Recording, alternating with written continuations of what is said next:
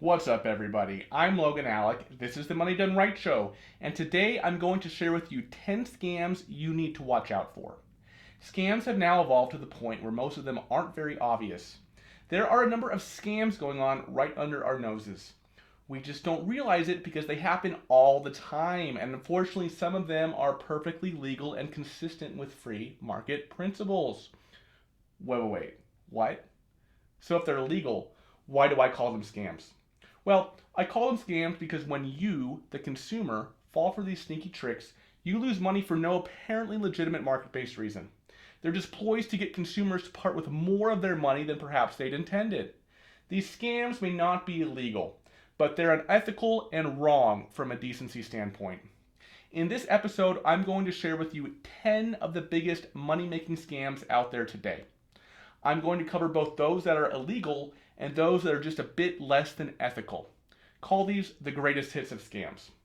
Number 1, the Caribbean call scam, aka the one ring scam. Don't you hate when an unfamiliar number calls your cell phone but hangs up after only one ring? Ever been tempted to call that number back to find out why they decided to annoy you? Scammers want you to follow that temptation and ignore your phone bill. That strange call could have come from a Caribbean island nation such as the Dominican Republic or Jamaica, which both use 3-digit area codes just like we do in the US. Although that mysterious phone number looks like it's from somewhere in the USA, it may actually be an international toll number, similar to those old 1-900 hotlines. If you call the number back, you may be charged a connection fee plus $3 to $7 per minute for as long as you're kept on the line. That's on top of the fees your mobile service provider will charge you for making an international call. If you don't normally monitor your phone bill, those callback charges may get posted to your account and you may pay them unwittingly. Just doing that once can cost more than 20 bucks. Imagine just a few hundred people falling for this trick and it's easy to see a few $1,000s in scammers' pockets. Make sure you check your bill if you do call back one of those strange numbers. If there's a fishy charge, contest it with your cell company as quickly as possible. Or better yet, just don't call back. Number 2, the PONZI scheme. In 1920, Charles Ponzi was caught bilking unsuspecting people out of more than $200 million in today's dollars. The insidious scam that he used has come to be named after him. Here's how a Ponzi scheme works. A scammer invites you to invest in his plan. However, instead of investing the cash as promised, the scammer uses it to pay back previous investors and likely pocket some cash for himself. Eventually, there are more old investors than there are new, so there's no more new money flowing in. When that happens, the schemes tend to collapse. Today, there are hundreds of Ponzi scams looking to take your hard-earned cash and even your Bitcoin. Number 3, movie popcorn. I'm not here to disparage the classic movie snack. Who doesn't love a tub of buttery, salty movie popcorn? When you make popcorn at home, though, it's quite cheap. You can buy a box with 6 microwave bags for under $2. But when you go out to the movies, look out. Movie popcorn purchased at the theater is around 1,200% more expensive than the homemade stuff. Now you don't feel so bad for sneaking a bag or two in with you when you go to the movies, right? Number 4, the Windows support scam. This scam got so bad that a few years ago the Federal Trade Commission, the FTC, filed lawsuits against 6 companies for pulling it off on innocent Windows users. It works like this. You receive a cold call from an unknown number, but the person on the line says they're calling from Windows Technical Support. They make claims that there are malware and virus issues on your PC, and the caller then recommends remotely fixing your computer for you or suggests you subscribe to a PC protection service. The scammer expects you to allow them access to your computer and then installs malware on your PC. Then the caller charges you for the privilege of fixing your computer. First, know that Microsoft does not call anyone about their PCs. Second, don't allow anyone you don't know to access your computer system. And third, if the call doesn't feel right, hang up. And if you want to see some of these scammers get scammed by an expert scammer, be sure to check out the Scammer Revolt's YouTube channel. I've been watching this channel where the host basically scams the scammers and it's hilarious. Number 5, scarcity. How is scarcity a scam? Well, advertisers use this trick to get you to buy now without thinking. They know that humans make decisions based on emotion, so they put merchandise or services on sale with a note that there are only 5 left. And when they're gone, they're gone. We get excited and nervous and have to act lest we miss out on such a great deal. But it might not really even be a deal at all, or we might not even need it. A few hours later, the thinking side of our brain catches up and we have buyer's remorse. But by then, it's too late. Number 6, the fat fingers phone scam. You have to admit, this one is pretty clever. Have you ever dialed a number only to be told you won something, or that if you take part in a short survey, you can be entered for an island getaway vacation for 2? I became aware of this scam a few weeks ago when I called the electric company to report a power outage. Instead of getting a representative, I got an automated message telling me about a survey and a chance for a vacation. I thought it was odd for the electric company to do this, so I hung up and tried again. But the same thing happened again. I hung up and checked the number. It had been off by 1 digit. It turns out this scam became popular when American Idol was on the air. As you probably remember, the show asked viewers to dial a 1-900 toll phone number and vote for a contestant. There is one unique number for each contestant. So scammers would buy a boatload of 1-900 phone numbers, all just 1 or 2 digits off from the actual voting numbers.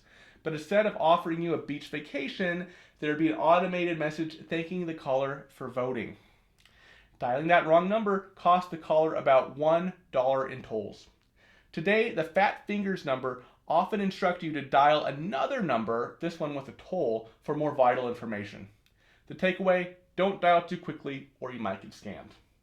Number 7, Craigslist scams. A number of scams have stemmed from Craigslist, but we're going to cover a couple of particularly egregious ones. One such scam is the escrow service scam. This involves a seller on Craigslist requesting that you use an escrow service to pay for the item they're selling.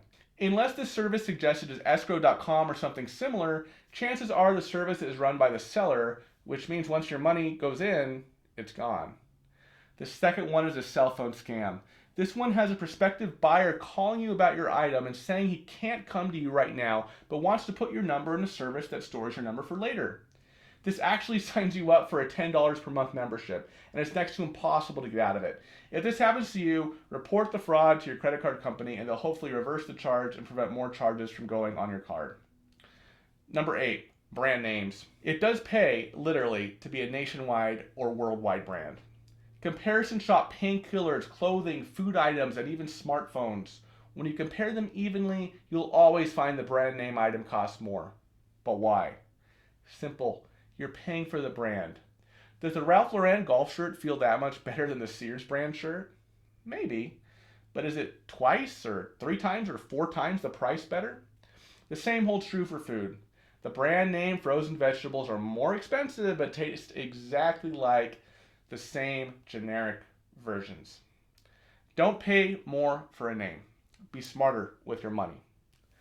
Number 9, sexism. Men and women should be treated equally in society, but sometimes retailers disagree. Companies will charge higher prices for the female version of a product than the male version, despite being nearly identical. Razors are a perfect example of this. The male version of the razor may be 25% less expensive than the female version. Other than the color of the razor housing, there's often no difference. Don't believe me? Next time you're out shopping, see for yourself. But men fall victim to this scam as well. Just look at ladies' night at the bar. Females get in without paying a cover charge and can get discounted drinks, while males pay the cover charge and full price for drinks. Why? First, bars know that if they attract a lot of women, men will flock to them. More men equals more money in cover charges. Second, bars know men will want to buy women drinks, so by having men pay full price, the bar wins. Solution is easy. Ladies, use men's razors, or if that prospect disgusts you, go au naturel. And men, have a little self-respect and stop buying random women drinks hoping they'll sleep with you. Number 10, the money order. Desperation has crept in. You're finally ready to sell that item that you just can't give away to the neighbors. You post the item to eBay or Craigslist and you get a nibble if not a bite. A potential buyer offers you more money for the item than what you're selling it for, and he says he'll send it as a money order, a cashier's check. All he asks is that you wire the difference back to him.